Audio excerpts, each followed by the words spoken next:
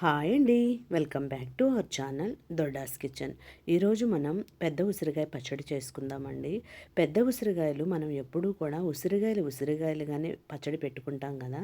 ఈసారి మనం గింజలు తీసేసి ముక్కలుగా కట్ చేసుకుని పచ్చడి చేసుకుందామండి. చాలా టేస్ట్గా ఉంటుంది. దాని ఫ్లేవరు అసలు ఏ మాత్రము తగ్గదండి. చాలా బాగుంటుంది. మొదటిగా ఉసిరికాయలన్నీ కూడా వాటర్తో కడిగేసుకొని మంచి క్లాత్తో పొడి క్లాత్తో శుభ్రంగా తుడిచేసుకోవాలి. తరువాత ఇట్లా మనకి ఉసిరికాయల మీద చారలు ఉంటాయి కదండి. ఇట్లా నిలువు చారలు చక్కగా ఆ చారల మీద కట్ చేసుకుంటే మనకి ఏ పార్ట్కి ఆ పార్ట్ చక్కగా వచ్చేస్తుంది. వీడియోలో చూపించిన విధంగా ఇలా మంచిగా కట్ చేసేసుకొని లోపల ఉన్నటువంటి గింజలన్నీ కూడా తీసేసుకోవచ్చండి. ఎప్పుడు ఉసిరిగాయలుగానే చేస్తాం కదా, అదైతే కొంచెం మాగవలసిన టైం పడుతుంది. దీనికి అంత అవసరం లేదండి. పచ్చడి పట్టిన రోజే తినేసేయచ్చు. చాలా టేస్ట్గా ఉంటుంది. మాగవలసిన అవసరమే లేదు. మీరు తప్పకుండా ట్రై చేయండి ఒకసారి. ఇలా ముక్కలుగా కట్ చేసేసుకుని వెల్లుల్లిపాయలు కూడా ఒక 4 వెల్లుల్లిపాయలు తీసుకొని ఇలాగా చక్కగా మనం పోపులో వేసుకోవడానికి పైన పొట్టంతా తీసేసుకోవాలండి. పొట్టుతో వేసుకుంటే పచ్చడి పైన ఆ పొట్టంతా తేలుతూ ఉంటుంది, బాగోదు. ఇలా పొట్టు తీసేసుకుని మనకి పచ్చడికి సరిపడినంత ఆయిల్ వేసేసుకోవాలండి. డీప్ ఫ్రైకి సరిపడా ఆయిల్ వేసేసుకుని మనం కట్ చేసుకున్నటువంటి ఈ ఉసిరికాయ ముక్కలన్నిటినీ కూడా మనకి కొంచెం కొంచెంగా వేసుకోవాలండి. మొత్తంగా వేసేసుకుంటే ఏమవుతుందంటే అందులో నుంచి వాటర్ వచ్చేస్తుంది. మనకి కళాయి ఇరుకైపోయి అందులో నుంచి వాటర్ వచ్చేస్తుంది. కాబట్టి కొంచెం కొంచెంగా వేసుకోవాలి. ఇలా బద్దలుగా కట్ చేసాం కాబట్టి కొంచెం కొంచెంగా వేసేసుకుని ఇలా గోల్డెన్ బ్రౌన్ కలర్ వచ్చిన తర్వాత తీసేసుకోవాలండి. అలాగే మిగిలిన ముక్కలు కూడా వేసేసుకుని మంచిగా ఫ్రై చేసుకోవాలి. ఇలాగా ఫ్రై చేసుకున్న ముక్కలన్నీ కూడా పక్కన పెట్టేసుకుని అదే ఆయిల్లో పోపు పెట్టేసుకుందామండి. ఒక స్పూను పచ్చిశనగపప్పు వేసుకోవాలి. అలాగే ఒక 5-6 ఎండుమిరపకాయలు, ఒక హాఫ్ స్పూన్ ధనియాలు వేసుకోండి. పోపులోకి ధనియాలు చాలా టేస్ట్గా ఉంటాయి. ఇలా హాఫ్ స్పూన్ ధనియాలు, ఒక స్పూన్ జీలకర్ర కూడా వేసేసుకోండి. ఇలాగా పోపు అంతా కూడా మంచి సువాసన వచ్చే వరకు వేగిన తర్వాత కొంచెం వెల్లుల్లిపాయలు మనం ఒలిచి పెట్టుకున్నాం కదండి, ఆ వెల్లుల్లిపాయలు కూడా వేసేసుకొని స్టవ్ ఆఫ్ చేసేయాలి. తర్వాత కరివేపాకు, ఒక స్పూన్ ఆవాలు కూడా వేయాలి. అవన్నీ ముందే వేసేస్తే మాడిపోతాయండి. ఆయిల్ బాగా హీట్ మీద ఉంది కదా, మనం ఉసిరికాయలు కూడా ఇందులోనే ఫ్రై చేసాం కాబట్టి మనకి ఆయిల్ బాగా వేడిగా ఉంది. కాబట్టి స్టవ్ ఆఫ్ చేసి ఇవన్నీ కూడా వేసుకుని పోపుని చల్లారబెట్టుకోవాలి. పచ్చట్లో కలిపేటప్పుడు పోపు చల్లగా అయిపోవాలండి. తర్వాత మనకి ఇందులోకి అరగిద్ద ఉప్పు పడుతుందండి. ఆ ఉప్పుని మిక్సీ జార్లో వేసేసుకొని చక్కగా దాన్ని మిక్సీ చేసేసుకోవాలి. పచ్చట్లో సాల్ట్ వేయొద్దండి. ఎప్పుడు పచ్చడి చేసుకున్నా కూడా కళ్ళుప్పుని మిక్సీలో వేసుకొని చేసుకోండి. అది పర్ఫెక్ట్గా ఉంటుంది. సాల్ట్ అయితే మనకి ఎక్కువ తక్కువ అయిపోతుంది. తరువాత 2 గిద్దల కారం పడుతుందండి. ఒక అర కేజీ మనకి ఉసిరికాయల్లోకి 2 గిద్దల కారం పడుతుంది, అరగిద్ద ఉప్పు పడుతుంది. మీరు ఒక గ్లాస్ కొలత పెట్టుకోండి. ఆ గ్లాస్తో 2 గ్లాసుల కారం, గిద్ద గ్లాసు 2 గ్లాసుల కారం, అలాగే అర గ్లాసు ఉప్పు పడుతుంది.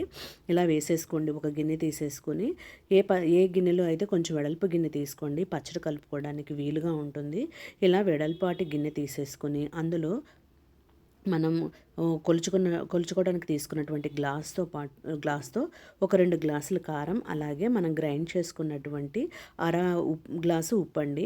ఉప్పు ఎప్పుడైనా సరే కొలిచిన తర్వాతనే మిక్సీ వేసుకోవాలి. మిక్సీ వేసి కొలవకూడదండి. అలా వేస్తే ఉప్పు బాగా ఎక్కువైపోతుంది.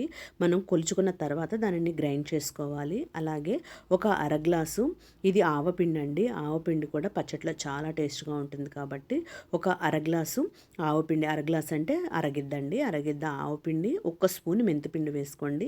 మెంతిపిండి ఎక్కువ వేసుకుంటే చేదు వచ్చేస్తుంది. మామూలుగానే ఉసిరికాయ కొంచెం వగరుగా ఉంటుంది కదండి, కాబట్టి కొంచెం మెంతిపిండి తక్కువ వేసుకోండి.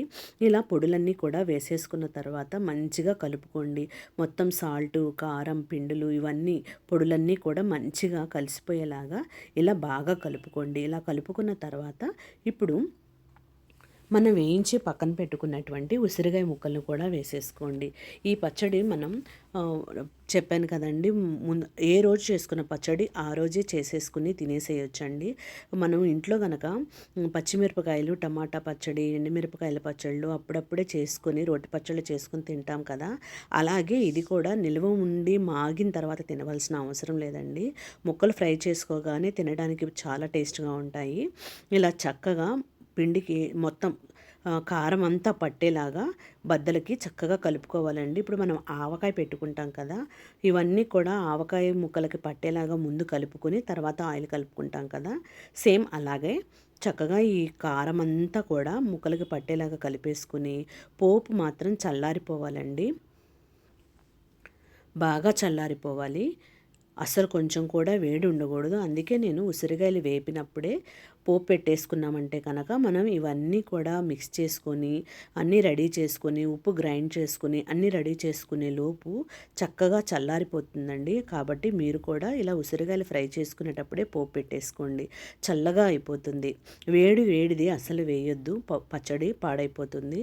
ఇలా చల్లారబెట్టుకున్న తర్వాత పచ్చడి అంతటిలో ఆయిల్ వేసేసుకొని బాగా కలపండి. కలిపేటప్పుడు ఇలా టైట్గానే ఉండాలండి. మీరు ఇప్పుడే ఇలాగా ఆయిల్ సరిపోకుండా ఉంది అని ఆయిల్ వేసేసారంటే కనుక ఆయిల్ బాగా ఎక్కువైపోతుంది. ఎందుకంటే ఒక గంట మనం పక్కన పెట్టేసేసుకున్నామంటే కనుక దానిలోకి ఆయిల్ బయటకు వచ్చేస్తుంది. అప్పుడు ముక్కలు మునగకపోతే కొంచెం ఆయిల్ వేడి చేసుకుని అది కూడా బాగా చల్లారిన తర్వాత కలుపుకోవాలి. ఇలా మంచిగా కలుపుకున్న తర్వాత ఇప్పుడు 3 నిమ్మకాయలు పడతాయండి ఇందులోకి పులుపు. ఉసిరికాయ పచ్చడే కదా అనుకోవడానికి లేదు. కలర్ చేంజ్ అవ్వదు, అలాగే టేస్ట్ కూడా చాలా బాగుంటుంది. 3 నిమ్మకాయలు పడతాయండి. 3 నిమ్మకాయలు జ్యూస్ తీసేసుకుని బాగా కలుపుకొని నేను ఒక గంట పాటు వదిలేసేసానండి. గంట వదిలేసేస్తే ఆయిల్ అంతా కూడా బయటకు వచ్చేసింది. ఇలాగా వీడియోలో చూస్తున్నారు కదా, పచ్చడి చాలా బాగా కుదిరిందండి. చాలా టేస్ట్గా కూడా ఉంది. మీరు కూడా తప్పకుండా ట్రై చేయండి. ఇలా వచ్చేసింది పచ్చడి అంతా కూడా. మీరు ఎప్పుడు పచ్చడిని స్టోర్ చేసుకున్నా కూడా ఎక్కువగా గాజు సీసాల్లో స్టోర్ చేసుకోవడానికి ప్రిఫరెన్స్ ఇవ్వండి. చాలా టేస్ట్గా ఉంటుంది. మీరు కూడా తప్పకుండా ట్రై చేయండి. చాలామంది నా వీడియోస్ చూస్తున్నారు, చాలా థ్యాంక్స్ అండి. ఇంకా చాలామంది నా వీడియోస్ చూస్తున్నారు కానీ లైక్ చేయట్లేదు, సబ్స్క్రైబ్ చేసుకోవట్లేదు. ప్లీజ్ అండి లైక్ చేయండి, షేర్ చేయండి. దొడ్డాస్ కిచెన్ని సబ్స్క్రైబ్ చేసుకోండి. మీరు షేర్ చేస్తేనే, మీరు లైక్ చేస్తేనే ఇంకా నా వీడియోస్ చాలామందికి రీచ్ అవుతాయి కదా. కాబట్టి తప్పకుండా మీరు నా ఛానల్ని లైక్ చేయండి, షేర్ చేయండి, సబ్స్క్రైబ్ చేసుకోండి. చూస్తున్నారు కదా, చాలా టేస్ట్గా ఉంటుందండి. మీరు తప్పకుండా ట్రై చేసి మీకు ఎలా వచ్చిందో నాకు కామెంట్ చేసేయండి. Thank you.